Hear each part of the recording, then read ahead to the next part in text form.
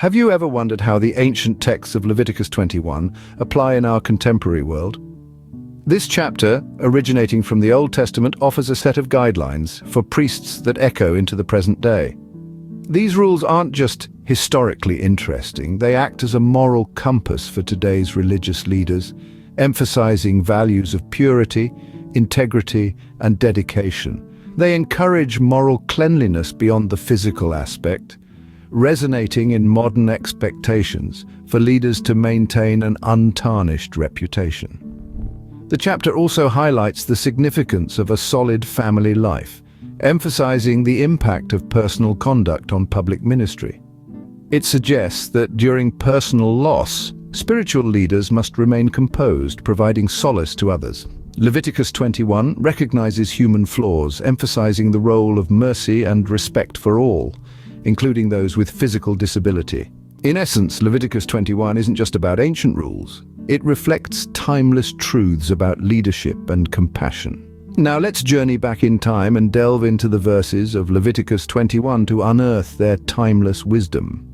The first 9 verses of Leviticus 21 set forth regulations for priests and their families. As we delve into Leviticus 21, we uncover these rules, which are both profound and complex. Verse 1, for instance, stipulates that a priest must not make himself ceremonially unclean for any of his people who die, except for a close relative. This reflects the high degree of sanctity required of priests, a sanctity that must not be compromised even in the face of death. The second verse further defines these close relatives as a priest's mother, father, son, daughter, or brother. The third verse extends this to include a virgin sister who was dependent on him. The inclusion of these specifics indicates a delicate balance between familial obligations and religious duties, a theme that resonates throughout Leviticus. In the fourth verse, the priest is cautioned against defiling himself for a wife, underlining the sacredness of his role. Verse 5 prohibits certain mourning practices such as shaving the head or cutting the body, reinforcing the priest's need to maintain physical integrity as a reflection of spiritual purity. Verses 6 and 7 delve deeper into the priestly role. They are to be holy to their God, not marrying a woman defiled by prostitution or divorced from her husband. This highlights the priest's unique position as a conduit between God and his people, a role that requires an elevated level of moral and spiritual integrity. In verse 8, the priest, as one who offers food sacrifices to God, is deemed holy. This underscores the importance of the priest's role in facilitating the community's relationship with God. Finally, in verse 9, a priest's daughter who defiles herself through prostitution is to be burned, a stark reminder of the severe consequences of defiling one's sanctity. These verses remind us that religious leaders are held to a high standard, a concept that still resonates today.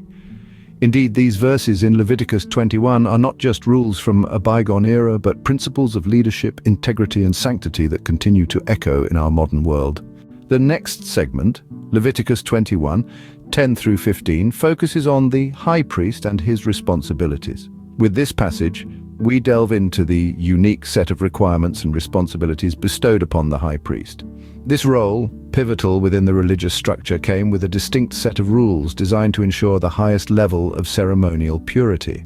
The high priest, above others, was called to a life of exceptional holiness. He was expected to refrain from touching a dead body, even if it was a close relative.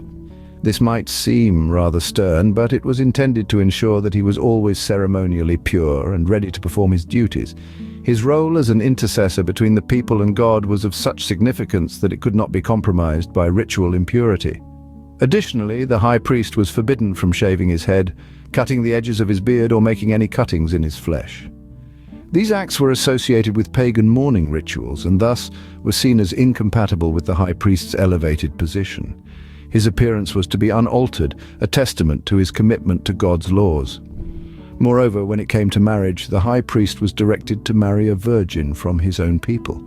This was not merely a societal preference, but a commandment from God, underscoring the sanctity of the marital union in the eyes of the Lord. It was a directive aimed at preserving the sacred bloodline and ensuring the high priest's family lived in accordance with God's laws. These verses, laden with symbolism and profound meaning, underscore the high priest's crucial role in maintaining ceremonial purity. They highlight the need for leadership and integrity within religious settings, and they serve as a reminder of the high standards set for those entrusted with leading God's people. These verses underscore the importance of leadership and integrity in religious settings. The final verses, Leviticus 21, 16-24, discuss physical blemishes and their impact on priestly service. Now, at first glance, these restrictions might seem harsh, even discriminatory, but let's consider them in their historical and symbolic context. In the ancient world, physical perfection was often associated with moral and spiritual purity. To the Israelites, the priests were not just religious leaders, they were mediators between God and the people. They represented the divine on earth. Therefore, they were required to reflect this divine perfection both in spirit and in body. Now, what were these blemishes? They included anything from a hunchback or dwarfism to a broken foot or hand, skin diseases, crushed testicles, and more. These were not seen as moral failings, but rather as physical representations of imperfection. The priests were to be a living symbol of wholeness and completeness, embodying the perfect order of God's creation. But let's dive a little deeper. This wasn't just about physical perfection, it was about the Israelites' understanding of holiness and purity. Holiness was seen as a state of completeness, of being set apart from the ordinary and the flawed. It meant being dedicated to God, unblemished by the imperfections of the world. These restrictions were not meant to shame or exclude those with physical blemishes. Rather, they served to reinforce the sacredness of the priestly role. They reminded the people that to approach the divine, one had to strive for holiness, for purity, for an elevated state of being. So, what can we take away from these verses today? They remind us that the pursuit of holiness often involves sacrifice and discipline. It's about striving for a higher ideal, about setting ourselves apart from the mundane and the flawed, about seeking to reflect the divine in our own lives. While these verses may seem outdated, they remind us that the pursuit of holiness often involves sacrifice and discipline. Now that we've examined each verse, let's summarize the key themes of Leviticus Chapter 21. The chapter begins with a call to the priests, those who have been chosen to serve as spiritual leaders for the Israelites. They are held to a higher standard, their lives meant to exemplify purity and devotion.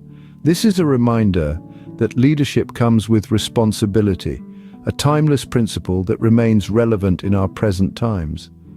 The first 9 verses detail specific rules about who they can marry and what actions could defile them. The emphasis here is on integrity, maintaining a moral and ethical standard that doesn't waver with circumstance. It's a call to be steadfast, to uphold one's convictions even when faced with personal loss or societal pressure. Verses 10-15 delve into the unique requirements for the high priest.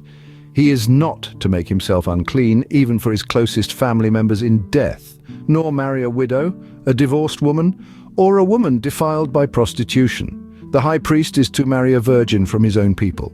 This again underscores the theme of purity both in a physical and spiritual sense. We then move on to verses 16-24, which outline who among the descendants of Aaron can approach the food offerings to God.